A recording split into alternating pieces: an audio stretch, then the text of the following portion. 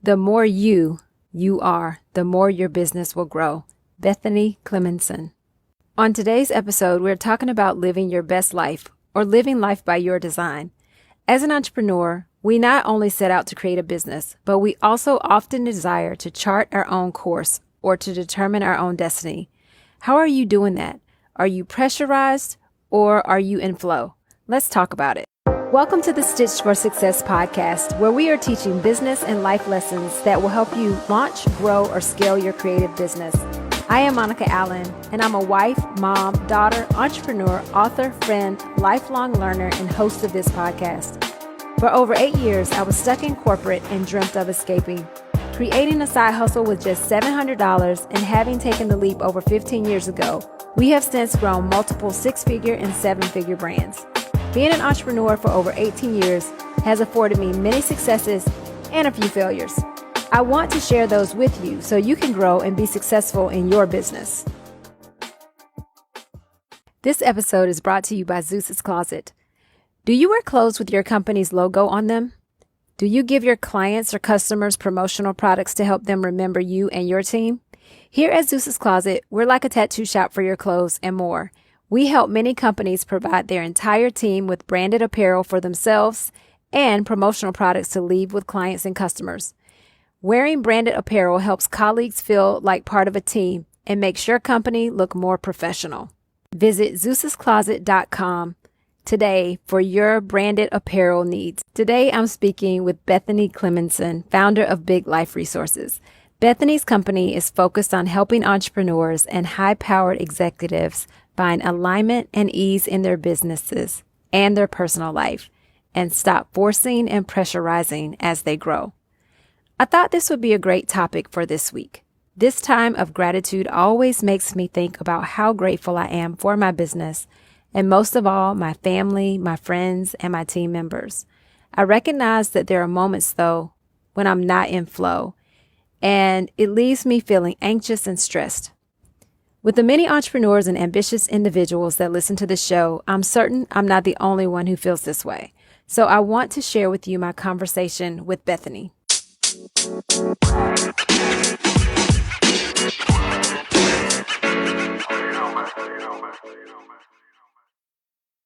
Bethany, my friend, fellow podcaster, and anti-hustler, I am so excited to have you on the Stitch for Success podcast today. Welcome. Thank you. I am so excited to be here. I have been looking forward to it and counting down the days. Yay. Me too. So Bethany, I want my audience to really know your story. Tell us what led you to start Big Life Resources. I had a realization when I was in my corporate job. I used to work in senior living. So to back it up a little bit, I'm a nurse by trade.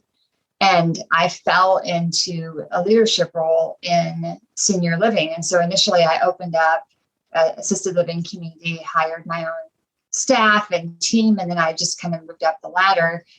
And through the course of the years, since I'm a nurse, I was often called not only for all the administrative and operational things, but for the nursing things too. And I sat with a lot of people as they faced the end of their lives. And I started to realize after a year or two that nobody ever talked about the car they drove or the square footage of their house or keeping up with the Joneses or the fabulous shoes they bought.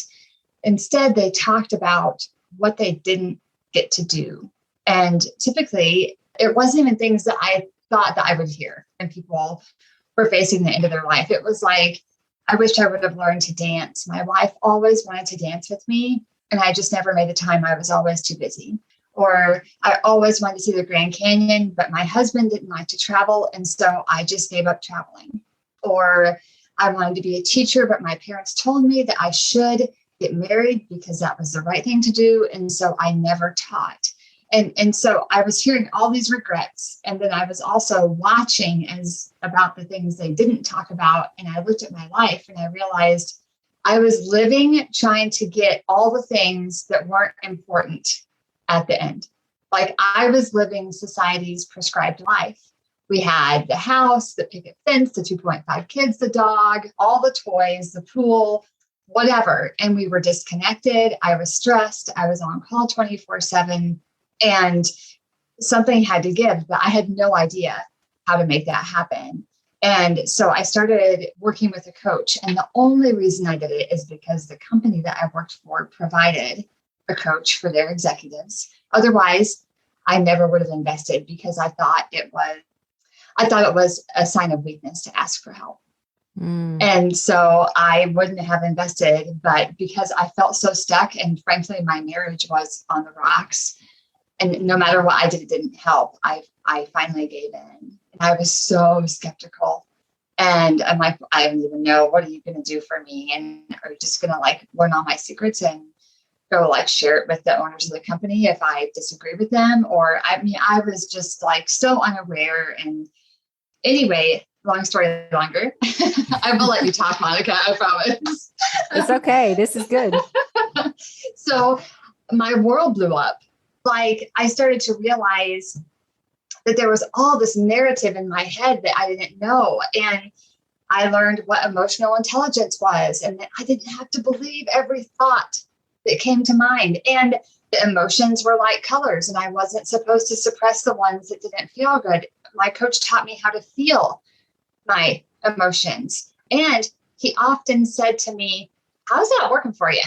Which really made me stop and think and take radical personal responsibility for everything happening in my life. You see, I was an information regurgitator. I read all the books and I could regurgitate all the quotes all day long, but I had no idea how to apply it. And working with a coach helped me learn how to apply it. And so over time, as I realized that this dream life that I thought I was living was actually a nightmare. And even though it looked like I was killing it, it was killing me. My family and I started to dream differently, and we started to live differently, because when one cog in the wheel changes, everything else has to change too. So I didn't respond to my husband the same anymore. You know, I approached my kids differently. I started actually living out my priorities, and I started taking hostages every weekend and forcing people to listen to what I've learned, because it occurred to me that so many people I knew didn't know this either.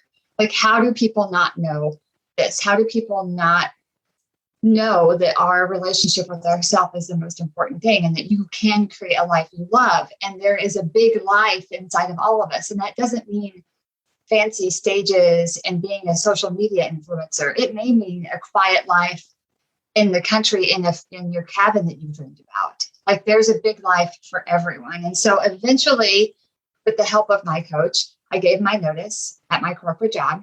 And as soon as I did that, he asked me to join his team. He said, you're a coach. You've been coaching from the moment I started coaching you. Let me give you the pieces that you're missing, and let's get you going. This is like, you were born for this. And so I've been doing that ever since. And that's a really long answer, Monica. No, but that's a really good answer. And I appreciate you diving in and really giving us the background to you starting your business. So let me ask you this. What was the first cog that you changed in your life? Can you remember that? Clearly. I remember, like, within the first month of working with the coach. So I would talk to him every week for 30 minutes on the phone. I had never even met the guy. It wasn't face to face. He was in a different state. And by the way, we're still in touch. But one of the first things was I was out to eat with my girlfriends, and they were taking our order, and I ordered a cheeseburger. And then I had this thought, like this forehead smack, like, wait a minute. Why am I doing this? Do I even like cheeseburgers? Or am I just ordering a cheeseburger because that's what I've always done? Like, I started to question everything. And not in a judgmental kind of way, but like in a curiosity kind of way. Like, isn't that interesting? Why am I doing this? Like, with everything. And the cheeseburger moment was that's the first thing I can remember. And I know that seems small, but it was huge for me to be able to understand that I get to choose. I don't have to do what I've always done because I've never questioned it, because I was taught to like cheeseburgers or whatever. Not that there's anything wrong with that. And I do still like cheeseburgers, but it's not my first choice. But I would have gone the rest of my life eating cheeseburgers and never questioning it. And the thing is, we do that in a million different ways in our life every day, moment to moment, and we don't even know it.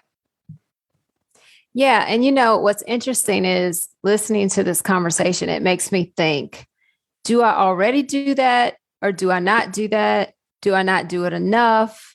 Anyway, I'm going to start evaluating myself because I wonder, and I will say, I have grown more in the past probably 3 years, because at one point I was very independent and did what I wanted to do. And then once I got married, something changed in that. It was like I kind of waited to see what my husband was going to do. Or, I would ask him for, and it's not that I gave up my independence or anything, but it was always kind of that little bit of, I needed a confirmation or something. And so one of the things that I've tried to do in the past 2 to 3 years is I recognized that. And I said, I still need to be independent and make decisions for me. And not to say I don't think about anybody else, because of course I think about him and my kids and all of that. But I have to actually evaluate, am I doing this for me, or am I doing it for someone else? Or, and be honest with myself with that. And you just hit the nail on the head. And it's about getting real about your answer. You've got to be honest about it. And sometimes that honesty is like a third level truth. It's the honesty behind the honesty, right? It's like not the surface level answer, but really getting real with yourself. That's how you break through. That's how you move forward, is when you are willing to get real with yourself about why you're doing what you're doing. I realized early on working with my coach that my marriage was falling apart because I was full. No, it's always two. So my husband's amazing, not perfect. Neither of us are, but there was so much resentment on my end. I had so much resentment for my husband, but it was based on a faulty belief system. You see, I believed that he was brilliant. He is brilliant. And I believed his brilliance made it mean that I was dumb. That was so not correct grammar, whatever. Anyway, I made it mean that I wasn't good enough, because that was my lens for everything. I was always looking for the reason that I wasn't good enough, or I was a disappointment. And bitterness built in our marriage. So like silly things, like when we had heated garages and we lived in Iowa. And so when you pull the car in the garage, we put the windows down in the winter because you have snow on your shoes and it'd melt on the mats. But if it didn't evaporate, your car would get musty, right? Like totally makes sense. My husband, Tom, is very efficient. I don't even think about that stuff. I'd like throw an air freshener in or something. I mean, that's not on my radar. But then because he mentioned that to me, I felt like I had to do it. And then I was ticked off every time. And sometimes I'd leave the windows up on purpose. But then I blamed him. Like it was like this whole messed up thing. Or if I forgot and then he went out and did it, he wouldn't say anything to me. He would just go out and put the windows down. Not a deal. I would make it mean that I was a disappointment. And so it just festered and grew into this big ball of resentment. And I was bitter towards him. And therefore I didn't trust him. And I kept him at arm's length. And I just worked as much as I could because I felt like I could win there. And I didn't have any of that realization until I started working with a coach. I gave my husband all of my power by giving him my worth. And it was all me. Not that he doesn't like things his way. Don't get me wrong. Okay. But that's most of us as human beings. So right. But like, it's just like this huge moment. I remember coming home and apologizing when I realized like, I'm so angry and bitter at you, but it's all because of how I perceive and how I'm thinking about things. This is not you. It's me. And I'm sorry. And thank you for loving me despite being this way. And it was a game changer. Everything. I mean, that's not like everything was fixed magically. That's not how it works.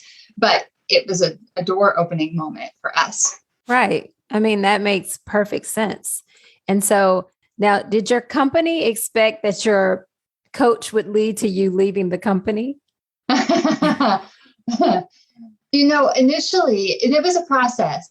it was a process because so within 6 months of working with him, I got the promotion that I had wanted for the last 2 years. Within 9 months of working with him, I was running over half the company in my region. So I had like 15 properties under that I oversaw, all, in all different places. And I would travel all the time.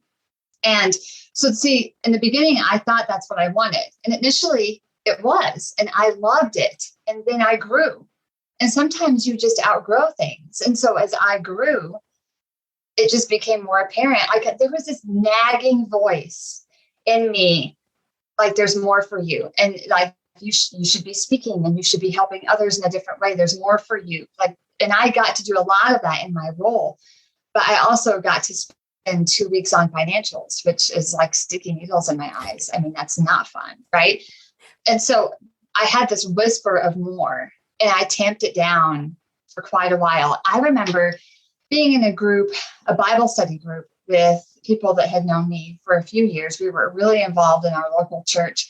And I mentioned that I had this like desire for more and I wanted to leave my job. And everyone in that group, they were like, why would you do that? You haven't made there. You make great money. You're in charge of all those things. And it was like dream crushing. And they were just coming from their own perspective. And so that kept me small. Not that that's their fault, but right. Everything they voiced was a fear in my head. Who do you think you are? They didn't say that to me, but that's what my head would say to me. Who do you think you are? Why can't you be satisfied? Right. Just be okay and be content. Look at this life you've built. It's amazing, blah, blah, blah, And then that led to a conversation with my coach where he asked me, are the people that you're surrounding yourself with, do they look like your future? If not, you need to reevaluate. Ooh, Bethany. That's a good question that we all could ask ourselves. Do they look like your future? Wow. Absolutely. You've hit on a couple of things, and you've used the word perspective a couple of times. You used the word perspective when you talked about the relationship with your husband and your perspective. And then also your church group, them coming from their perspective. So when you think about that, you really have to evaluate where people are coming from when they're talking to you, because their lens is different from your lens, and they can't see through your eyes. They can't feel what's in your heart. That speak that you had going on that would not leave you alone. They couldn't feel that. But it was like you were kind of looking for their confirmation, and they didn't give it to you though. Right. You had to look from within. Right. Wow. That's amazing. And so that led you to Big Life Resources. And so now, Bethany, I like to say you're trying to save us entrepreneurs from ourselves. What pointers do you have for us in getting into flow with our business? Oh, I feel like this is going to sound cliche, but you've got to really know who you are. You've got to understand what sets your soul on fire. And everything starts with the question of, why am I doing this? Are you on your entrepreneurial journey because it feeds your soul and it lights you up? Or is it because 18 people told you that you were good at that and you should do it? Are you forcing it? Is it pressurized? If it's pressurized, then you've got to pause, because we weren't designed, to live. And I know your listeners probably can't see me, but I have my fists clenched here. We weren't designed to live like constricted and restricted and stressed and pressurized. We were designed, to live like in flow, like a river, and to be, everything from God, universe, source flowing through us. And we're just a mechanism, and we use our gifts and talents that way. And so as an entrepreneur, at least for me in my experience, and for the entrepreneurs and the business leaders that I coach, we pressurize ourselves. Like it's hard to be a high achiever and not self-pressurize. And so it's a constant harmony, because I think balance is crap. It's a constant harmony, and it's a give and take. And so knowing who you are and then truly doing what it is that feels really good to you. that lights you up, and staying with that, regardless of if the gurus say that you have to do 18 reels a week and post 5 times on Insta and be on Clubhouse 7 hours a day and, have 18 Facebook groups and whatever. Like, let that go. When you show up as you, the right people will be attracted to your energy. They'll come into your sphere. Your world will open up. The more you are, the more your business will grow. I love that. I love that. And so in a previous episode, I shared, and you know this story about me now, but I shared with the audience my anxiety diagnosis from my doctor and how honestly COVID saved me. I really do feel like, I know there was a lot of loss in COVID. There still is loss, unfortunately, but COVID, I feel like saved me because it got me out of the rat race of stress about my business and running. Oh, I got to grow. And what I have gotten into, and you helped me so much with this, is flow, because I have changed my business and I'm not going back. Like, we started doing by appointments in our store. That was just one thing in the cog, one cog in the wheel, as you would say. Yeah. And that has really just lifted the pressure. And it's not that our business, if anything, our business has grown because people don't come and window shop. They come with purpose. They book an appointment and they come prepared to spend money, not just come and look around. Mm-hmm. So yes, yes to all of that. And thank you for that message that you brought. What sets your soul on fire? I love my business, but my business was squashing me, like running me ragged. And anyway, I don't have it all figured out yet, but it has gotten much better, much better. And I don't think we ever get it all figured out. So when I was in my corporate role, I would be the first to arrive. When I ran my own building, this is what my normal weekday would look like. This is pre-coaching. I'd be up between 4:30 and 5. I'd go to the gym, come home, grab a shake. The kids wouldn't be up. I'd say goodbye to my husband, and I'd be the first to arrive at the office. I'd work until supper time, usually around 6:30. Come home, because work was really close to home, which was dangerous for me. Have supper with the kids, maybe help them with the bath. I'd go back to work, and I'd work until maybe 1 a.m. Come home, and I would sleep. See, I had to kill it.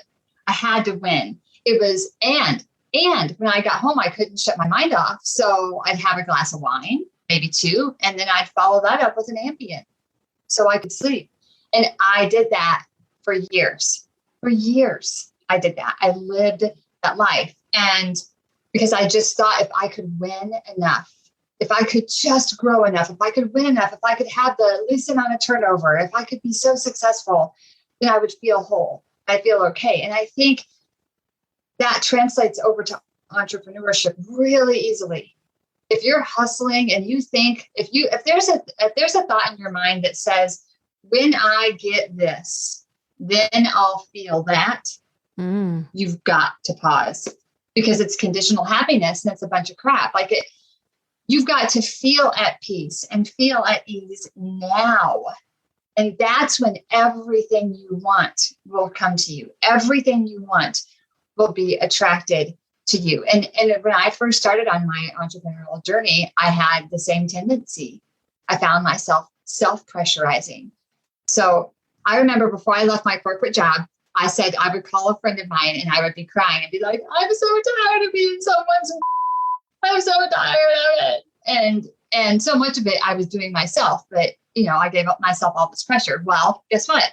In my entrepreneurial journey, about 6 or 8 months in, I felt that same way. I was being my own, I was doing it to myself. And so if you're in that place in your business, it's a belief that it has to be hard. It's a belief that it can't be fun. It's a belief that you have to hustle and grind and not get enough sleep and pressurize and push and force. And it's crap. You're never going to attract your ideal client to grow the ideal way that you want to grow and to feel and have the life that you want, if that's how you're managing things in your business, because you can't be blocked and pressurized in one area and not have it trickle over to every area of your life. That's not how it works. Well, and you mentioned earlier, you showed your clenched fist, and like when your fists are clenched and closed, there is no flow. There's nothing getting in or out of it. So, wow. Yeah. I like what you said. Can you say that again? The question, if you're questioning that question that you mentioned.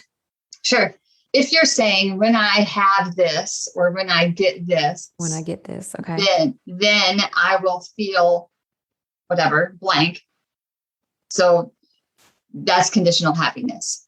Gotcha. Then that's thinking that when you get somewhere, then you'll be okay, or you'll be worthy, or you'll be good enough, or you'll feel successful. You've got to feel that way now. And it's who you are being. Like, we don't get what we want. This is such a cliche saying, but it's so true. In this life, we don't get what we want. It's not about what we're wanting or wishing for. It's about who we're being. How are we showing up? What's the energy we're bringing? That's what we get, because everything in this universe is energy. And you attract like attracts like. So if you believe that it has to be hard, that's what you're telling us that you want. So what do you think you're going to get? A whole lot of hard. Yeah. And I think too, with that conditional thinking or conditional results, it just ends up disappointing, Right. So, you think once you get there, it's going to be all good. And then you raise the bar on yourself. Right. Absolutely. It's like if you're holding a ruler up and down, and then you get to the top of the ruler, and then, the ruler just moves up and you start at the bottom again. It's exactly. Like you're always expanding and growing. So it can't be about an achievement. It has to be about how you're feeling, and that correlates with who you're being. If the only thing you take away from this is your focus on feeling good, that's where everything starts. Because from there, you can ask yourself, if you notice that you're not feeling good, and you can ask yourself, well, why am I doing this? I notice I'm off. I don't feel good. I'm not at peace. I'm not at ease, right? And you notice that. Isn't that interesting? Okay, why am I doing what I'm doing? And maybe you have to pay your electric bill or whatever, and maybe that's causing you stress. And so then you can evaluate that. Well, instead of being stressed and ticked off that I have to pay the electric bill, maybe I could flip that and be really thankful that the resources are there, or that I have electricity, or I live in this nation, or that I'm able to even be an entrepreneur and have the time at 2:00 in the afternoon to pay my electric bill. And I know that sounds like Pollyanna. I know. But truly, when you reach the stage where you're Pollyanna and you're vibing that high on a consistent basis, not that you don't ever go low, but when you're there and you live at that stage, and you're probably going to annoy some people, and it's okay, but that's when everything starts to expand for you, because you're feeling good. It's all about feeling good. Well, it's interesting because you said focus on feeling good. Some people would make you feel bad about focusing on that. Oh, right. Right. Sure. So, yeah. It's like, well, are you really working hard enough? You're focused on feeling good, Wow. That's interesting. But I like that. I need to put that up here in my office. Focus on feeling good. Sometimes we have to be reminded. It doesn't have to be the big things. Yeah, absolutely. It doesn't. And I'm sorry, there was a delay, so I didn't mean to cut You're you fine. off. You're fine. Sometimes, Monica, it's not even the big things. It's like, I love this paper, and you can't see it. Your listeners can't see it, but it says, radiate joy, be kind, love life. And it's thick and it's heavy. And guess what? I can write on it with my favorite Sharpie marker that I enjoy, because that brings me joy. I have a really super sparkly phone case. Guess what? It's because it brings me joy. My coffee mug says, be amazing. I'm intentional. Do I have it all figured out? No. Do I have bad days? Yes. But I do my very best to live in gratitude for what I have, with the because behind it, because that connects the feeling and helps you feel good. And I'm intentional about what I surround myself with. doesn't feel good for me, if it feels heavy, it's as simple as light and heavy, right? If it feels heavy, then you've got to figure out how to distance yourself from it, how to change your perspective around it, or how to let it go. Gotcha. Lean into the light.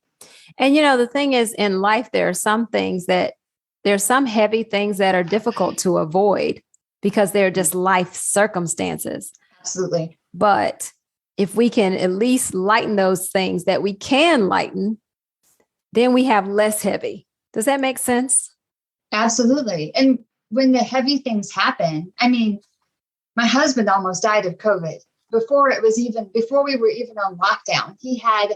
I have no medical proof it was COVID, except multiple specialists saying he had every symptom, including like the respiratory syndrome that happens where you're on a ventilator, because he was on a ventilator. And so I can continually live in fear because he travels for his job.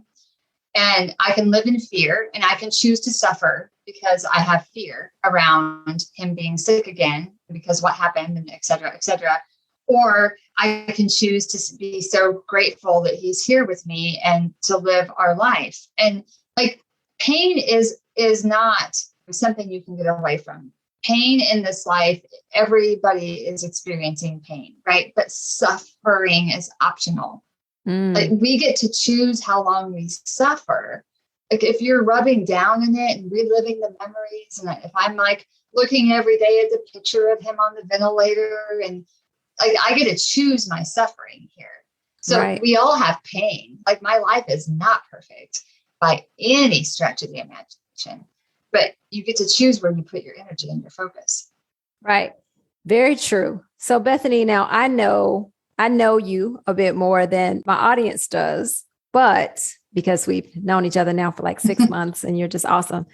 But I know there's a point in time, and maybe you can tell us what led you here as well, but you sold your house, right? Yeah.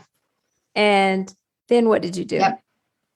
So when I started to change and dream differently and think differently, everybody in my family, not because I was forcing them, but because I showed up differently, it changed the energy in my family.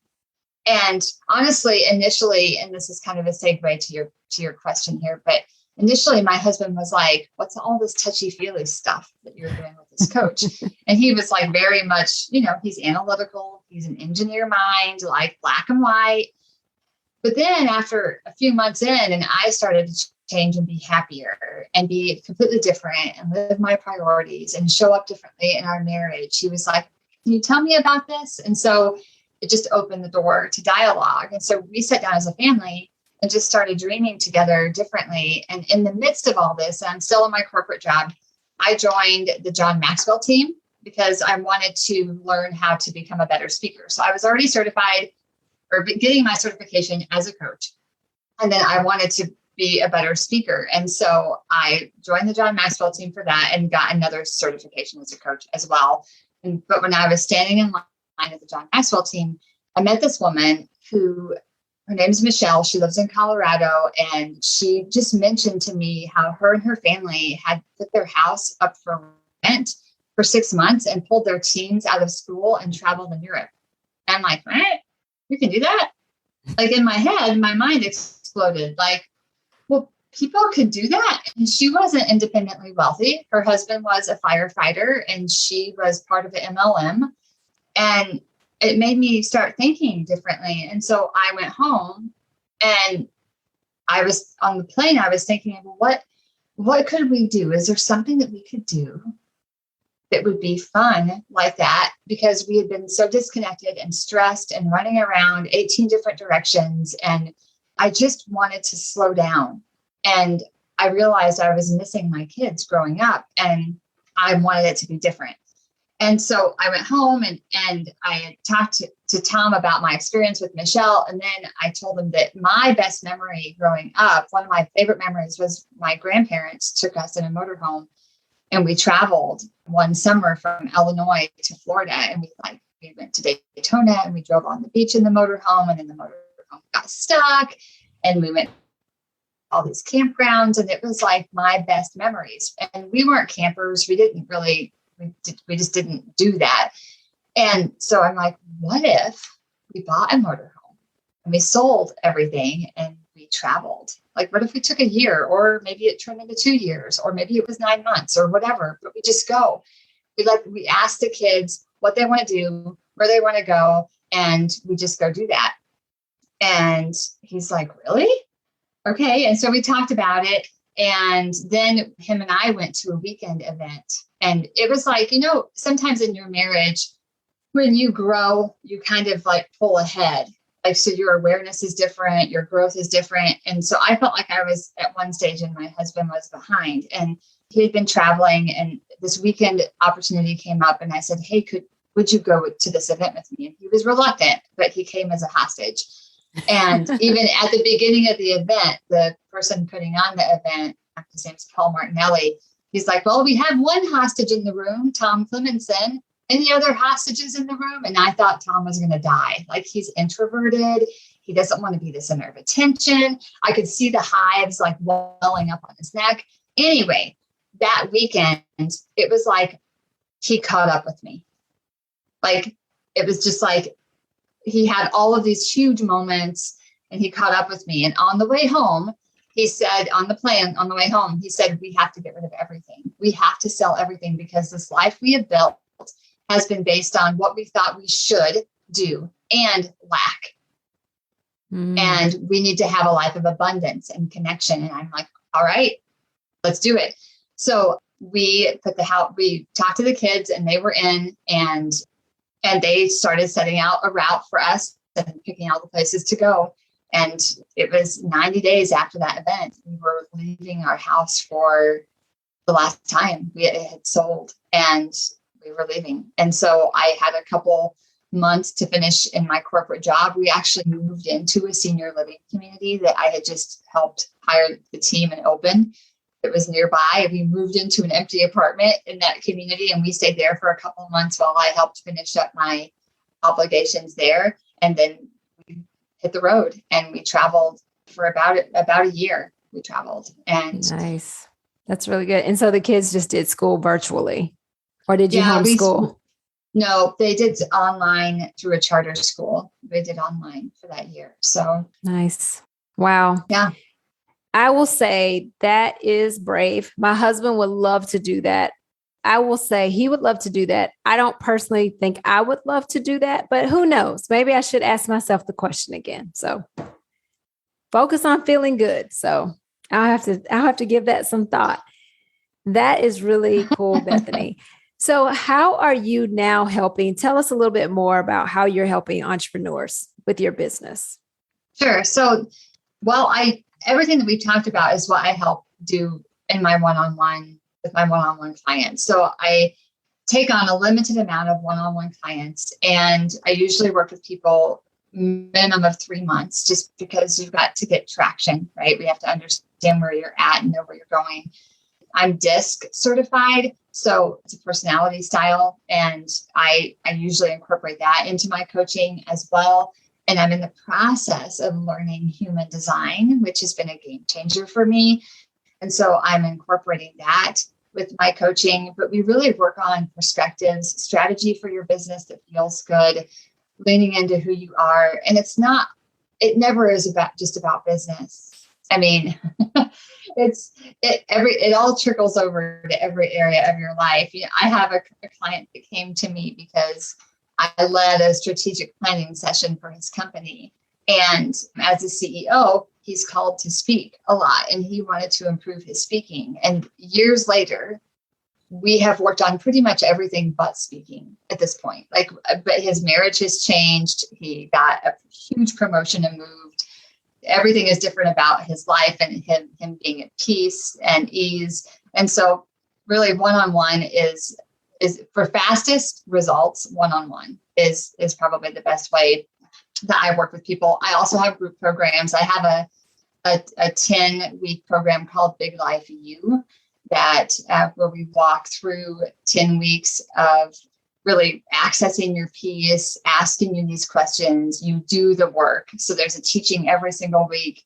And then we also have a group coaching in that program. And I've had people make their side hustle their full-time hustle, quit school, leave a marriage, find the love of their life, expand their business in huge ways, so all kinds of different results there. I think, yes, I speak to entrepreneurs and high achievers, but I have all different people that come to me, if that makes any sense. So, yeah, because I mean, you started out and you're in your career, but you had a coach that really helped you dive deep into what you really wanted to do. And so you help people do that no matter what stage they're in. They don't have to be an entrepreneur, basically, is what you're saying. They could be in a career where they're not quite feeling fulfilled, or maybe they are, but they come to you and figure out something different, So that's really good, Bethany. And I know that in just getting to know you, one of the things that I absolutely love is you started the Empty Bucket Club on Clubhouse. And I love the name of that. Tell us what made you start that club. I think for me personally, my goal is to get to the end of my life and live knowing I left it all out here, that I did the best I could. I heard someone say once that their definition of hell was getting to the end of their life and meeting the person they could have been. Oh, wow. And if that happens, I want to know that I did everything I could to use my gifts and talents. I don't want to have to face the fact that I had all these gifts and talents and I didn't do the things that set my soul on fire according to that. And so after watching people die with their dreams intact in senior living, there was one person that I met over the course of the years. She didn't have any regrets. Her bucket list was empty. She had done the things and she was inspiration for me. Her name is Maxine. And I remember thinking, knowing her for years, she became another grandchild or grandparent to my kids, kind of a second mom to me. And she was an inspiration behind the empty bucket because her bucket list was empty because she chose to play full out. And so that's the premise behind that club, is living life on your terms, whatever that means for you. Maybe you want to travel the world. Maybe you want to have a quiet cabin in the woods. Maybe, whatever that is, you figure that out and then you just go after it. If you're selfish, it makes you someone that knows who you are and you're living in your place. Like, what would happen if we all lived in our places? If we were all in the places that we were designed to be? Can you imagine the impact that would have? Because we would all be shining our light in the right way. And right. So if I can inspire one person to really start to self-reflect and think about how they're living this life. I mean, something that I do on a regular basis is when I'm faced with a decision, I ask, what would my 90-year-old self think of this? If I'm going to talk with her, is she going to say, oh no, play it safe. Don't do that. Why would you do that? Oh, or is she going to be like, hell yeah, get after it. I'm glad we did that. Yeah. Let's jump out of this tree. No, I love that. Your 9-year-old self. So Bethany, how's your business going? It's good. It's good. Clubhouse has been a game changer for me. It really has. I have met people just like you. I've met just the most amazing supportive tribe of people that I know if I sit in a circle, I will be with you in real life soon.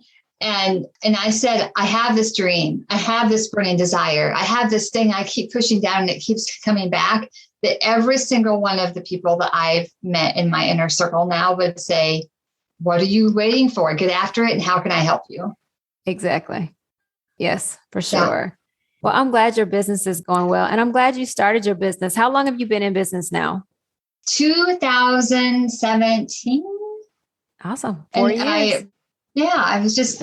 So 17 is when I started and we launched, we left in 2018, sold everything and left in 2018 and traveled. So, wow. Yeah. That's so cool.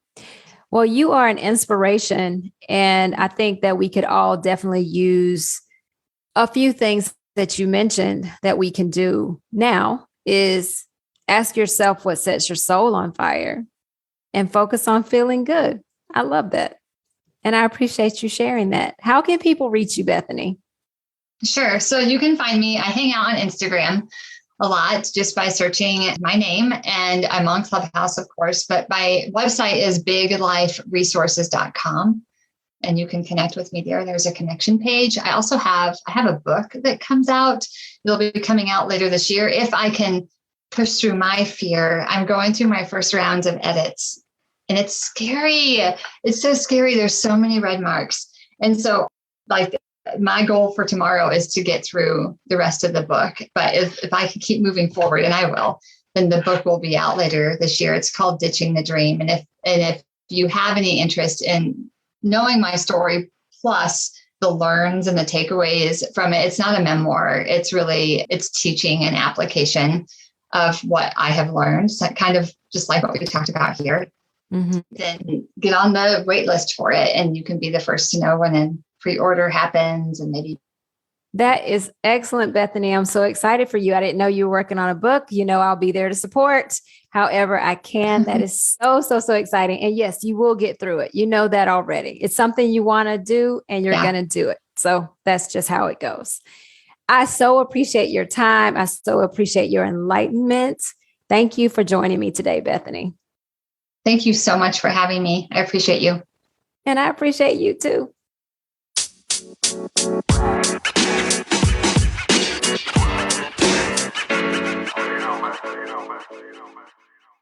I want to thank Bethany for sharing her story with us. Do you feel like you are in flow in your business, in your life? Are you living life on your terms? Are you doing the things that light you up?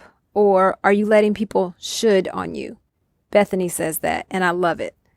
She has left us with so many questions to ponder. If you would like to get in touch with Bethany, her contact info can be found in the show notes. Thank you so much for tuning in today. Follow me on Instagram and TikTok at Stitched for Success. I would also love it if you join the Stitched for Success Facebook group. On all of these platforms, I provide you with inspiration, support, and tips for running a successful business for the long term. If you haven't already, please subscribe and rate the podcast on Apple or Audible.